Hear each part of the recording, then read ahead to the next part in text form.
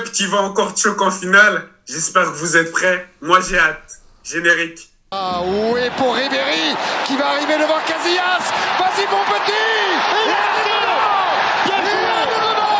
Le premier but de Ribéry. Bonjour à tous, on espère que vous allez bien. Je songe de plus en plus à faire interner Malik, vu ses déviances mentales. Mais bon, c'est pas le sujet, on espère que vous allez bien, on espère que vous êtes excités. Demain, la finale de Ligue des Champions de cette édition 2022-2023 opposant Manchester City, le champion d'Angleterre, le vainqueur de la coupe, de la FA Cup, de la coupe nationale, contre l'Inter, les Nerazzurri qui ont fini sur le podium de Serie A et qui ont réalisé un beau parcours. Chacun pensera ce qu'il en veut. Toi, Malik, qui te positionne en tant que Nerazzurri, comment vas-tu? Moi, je vais très bien. J'ai hâte d'être samedi. Toi, j'espère que tu vas bien, mais moi, j'espère que vous allez bien. Chez vous, vous qui regardez la vidéo, n'hésitez pas à vous abonner à la chaîne Asika. Likez la vidéo si elle vous plaît. Mais avant ça, de commencer la vidéo comme d'habitude, on a parlé de notre rubrique commentaire. Commentez, s'il vous plaît. Mais notre rubrique commentaire, parce que Ayoub me dit beaucoup depuis toute cette saison que c'est la pire édition de l'histoire de la Ligue des Champions. Mais là, je ne vais même pas parler de l'édition en général. Pour vous, c'est quoi la meilleure finale de l'histoire de la LDC à part? Parce que c'est la réponse trop facile. Même si tu vas me dire, je réponds pour eux, mais Liverpool, Milan, 3-3. Mettez ce que vous c'est voulez. quoi? Ok, mettez ce que vous voulez. Pour vous, c'est quoi la meilleure finale de l'histoire de la Ligue des Champions? Ayoub, donne-nous ta petite réponse. Par exemple, moi, c'est pas du tout celle-là. Moi, c'est ma finale préférée de Ligue des Champions. Souvent, les finales, je pense que c'est Real Juventus. J'avais pris un réel plaisir devant les buts. Tu voyais le prime de cette équipe du Real de Madrid. Mais c'était incroyable. Ils étaient tout simplement Mais du coup, trop comme forts. ça, on aide les gens, ceux qui vont répondre aux commentaires. C'est finale qu'on a préférée ou la meilleure de l'histoire Non, en étant objectif? que j'ai Celle qu'on a préférée. Celle que j'ai préférée. Après, Ok. Liverpool, AC Milan, on va pas mentir aux gens, j'étais très très jeune. Donc voilà.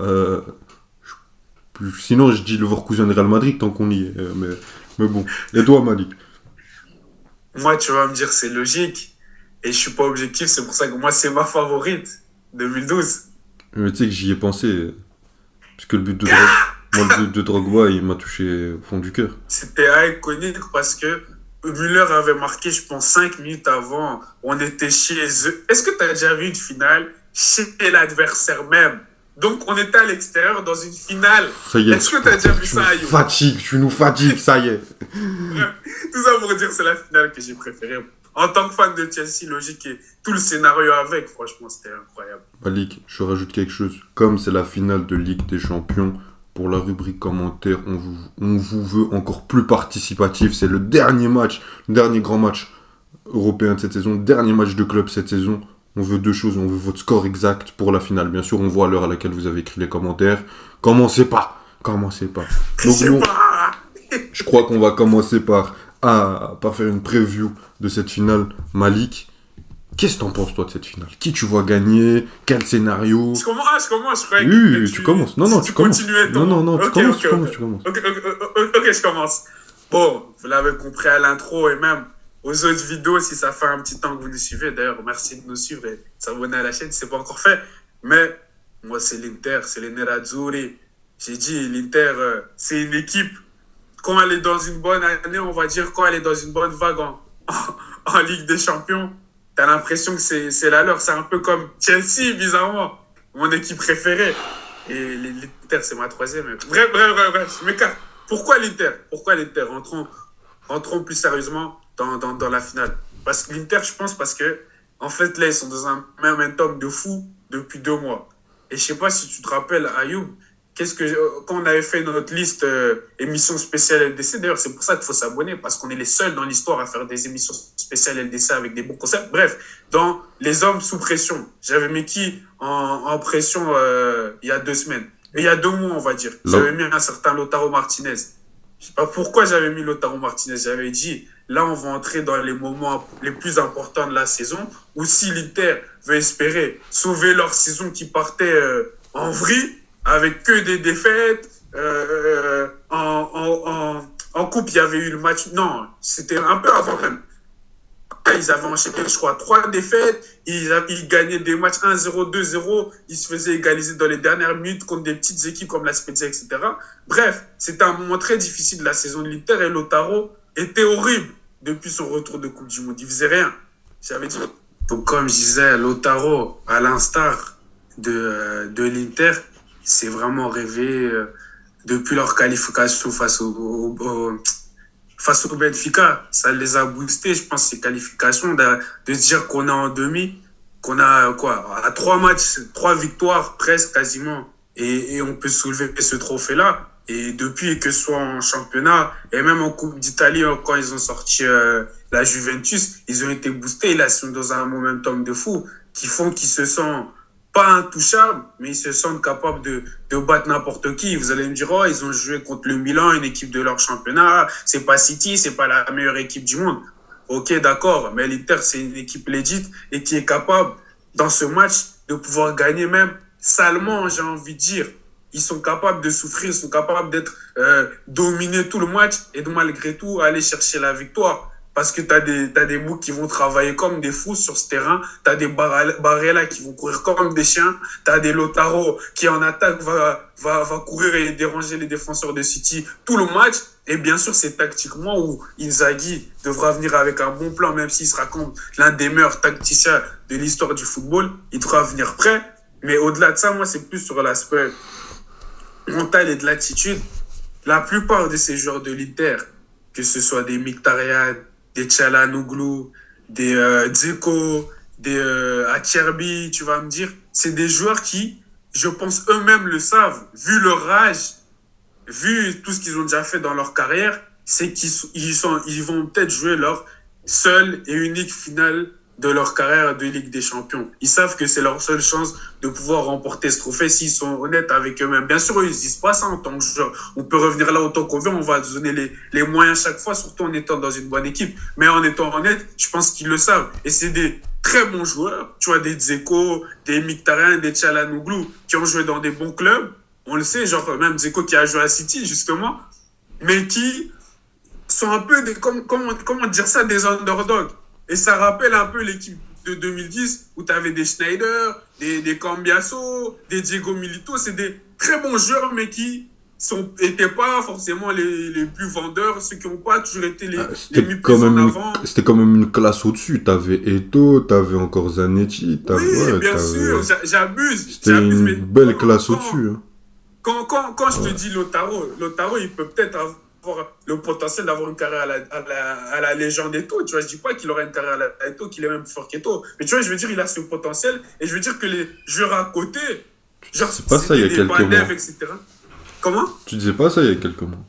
C'est vrai, mais je veux dire que même les joueurs à côté, je me dis, par exemple, un Pandev, tu vois, c'est des joueurs qui sont un peu sous-cotés parce que déjà, la Serie A, c'est une ligue aussi moins médiatisée que dans les années 2000.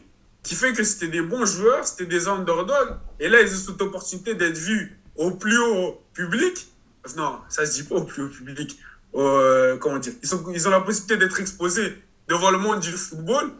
Et à eux de montrer qu'ils seront capables de le faire et pouvoir aller battre cette équipe de City. Surtout que c'est sur un match.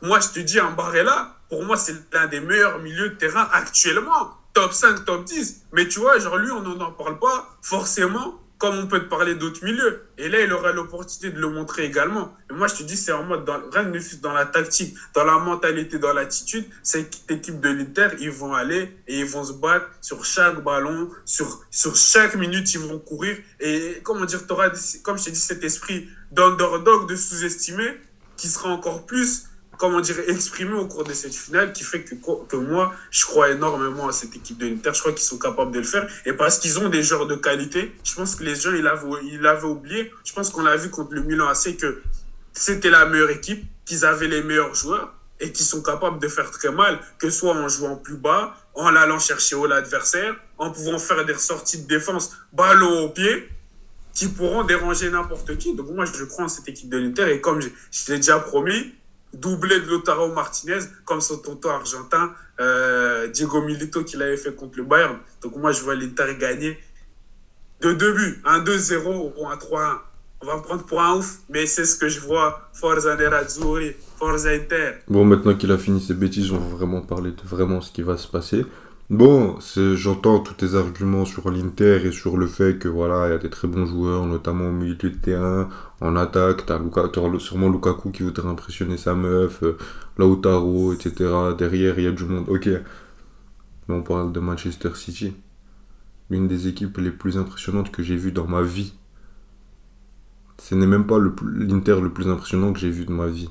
À un moment, on va vouloir arrêter la hype. D'accord. L'Inter, on aime beaucoup les joueurs. Non, la hype, c'est City. Non, d'accord. Oui, d'accord. Mais il faut falloir arrêter. D'accord. Falloir arrêter de surcoter les mecs. J'aime beaucoup l'Inter. T'as des joueurs incroyables. Barella, j'aimerais trop le voir dans un autre contexte. Pourquoi pas à City, si Gundogan prolonge. Bref. Ou même ailleurs, on s'en fout.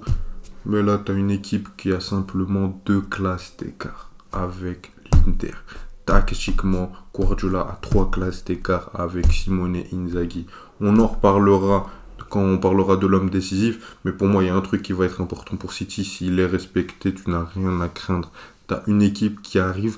Tu parles d'un momentum de 2 mois pour l'Inter, je parle d'un momentum de 3-4 mois pour ces joueurs. Et dans des prestations face au Bayern, dans un match où c'était un peu ping-pong, où c'était très de transition, où il y avait énormément de duels, ils gagnaient tout leur 1 contre 1. Ils les ont écrasés. C'était une masterclass collective. Contre le Real, c'était un autre style, puisque tu avais une pression, tu les laissais pas jouer, tu les laissais pas voir le jour, tu les as étouffés, tu les as tués. Ce Manchester City-là est capable d'anéantir n'importe quel système de jeu, n'importe quelle équipe, n'importe quel coach. Donc moi, je pense qu'on ira vers un Manchester City où en première mi-temps, qui va vraiment essayer d'anesthésier la rencontre, essayer de contrôler le jeu, ne pas partir dans un match comme le Bayern, puisque là, t'es pas sur un aller-retour. Là, si tu prends un but trop tôt, ça peut te faire mal. Je pense que on rentrera dans le vestiaire avec un but partout, puisque l'Inter a quand même de la qualité offensivement. Et je pense que leur circuit de passe, ils ont du temps pour travailler quelque chose de spécifique pour la finale, je pense qu'ils peuvent quand même réussir à se procurer des occasions, même si on a vu un Ederson très bon en deuxième partie de saison, contrairement au début de saison. Je pense qu'ils pourront quand même en planter un, mais une fois qu'ils auront trouvé les circuits avec une ou deux modifications tactiques de Guardiola en deuxième mi-temps, on verra une équipe relâchée qui arrivera à battre cette Inter assez aisément, assez facilement, 3-1 sans forcer, parce que devant, t'as un monstre où le mec, il a pas marqué en finale des FA Cup, il marque pas ses derniers matchs, bon, il a marqué 40 buts en 3 matchs sur la saison, hein, mais sur ces derniers temps, il est un peu moins en vue, et je pense que ce mec a faim. Je pense que cette saison 2022-2023 a été éblouie par le triplé de Kylian Mbappé en Coupe du Monde. Je serais pas étonné de voir un triplé d'Haaland en finale Ligue des Champions. Je l'attends même. Personnellement, face à ces attaquants, face à ces défenseurs, 3 défenseurs où tu auras des espaces où tu peux bouger à droite, à gauche, etc., où tu pourras recevoir des ballons de De Bruyne, de Silva, de Gundogan, je serais pas étonné de voir aller tous ces joueurs uniquement au service d'Haaland, surtout quand ce sera en phase de transition. Et moi, il n'y a aucun monde où je vois... Bon, bien sûr, on va respecter l'Inter, c'est des très bons joueurs, mais si vraiment City ne la gagne pas cette fois-ci, moi, je vais me fâcher, je vais crier pendant 50 minutes ici tout seul pendant que Malik sera en train d'essayer de me calmer et me dira juste « Je t'avais dit, Pep n'aurait jamais la LDC !» Non, mais plus sérieusement, même sur le banc, t'as des joueurs, si tu veux rentrer Riyad Mahrez à la 60e, tu peux faire rentrer Julian Alvarez, tu peux rentrer Phil Foden, tu peux faire rentrer Calvin Phillips. T'as trop de matière, tu peux pas perdre. T'as les étoiles qui s'alignent. Tous les joueurs arrivent à leur prime. De Bruyne, il arrive au meilleur moment au niveau de son âge. Bernardo Silva, Gundogan, Grealish, Haaland, bon, il est pas encore, on sait pas s'il a son prime. Ce serait triste qu'il le soit déjà et ce serait pas drôle. Mais il arrive dans une forme olympique. Et un Pep Guardiola qui a enfin compris, qui a enfin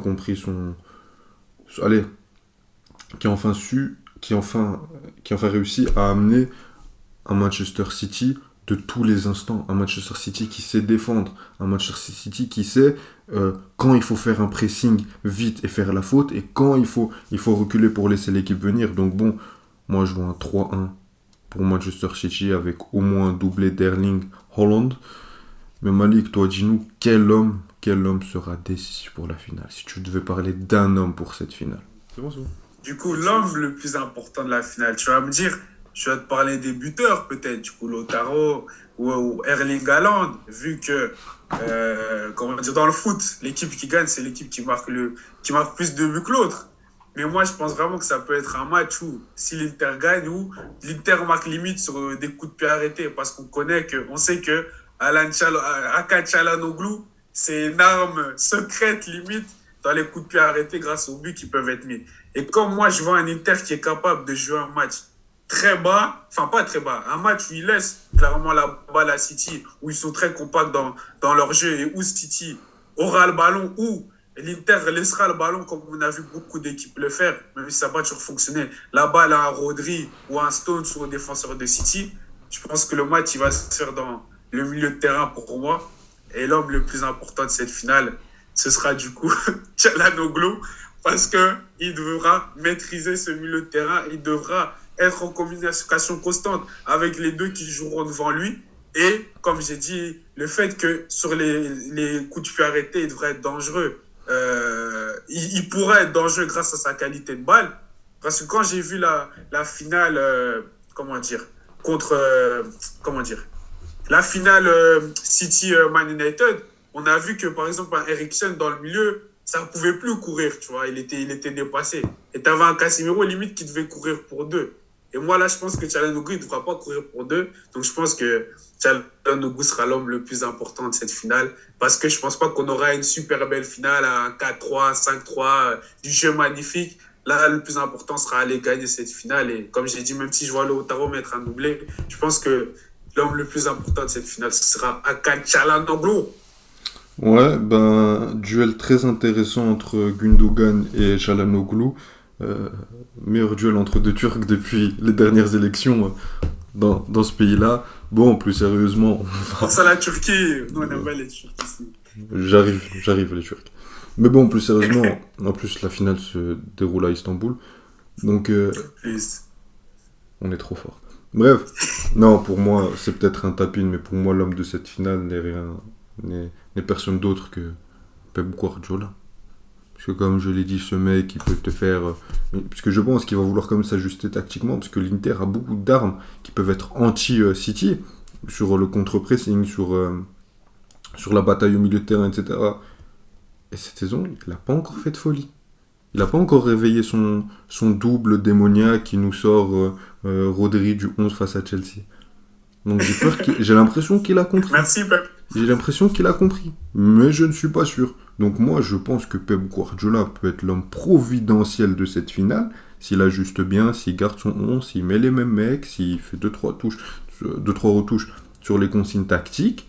Mais si le mec il vient demain et nous sort une folie, ce sera comme d'habitude. Soit tu seras le génie du 21e siècle, le deuxième Einstein, je mettrai ton crâne en photo de profil Instagram, ok, pas de souci.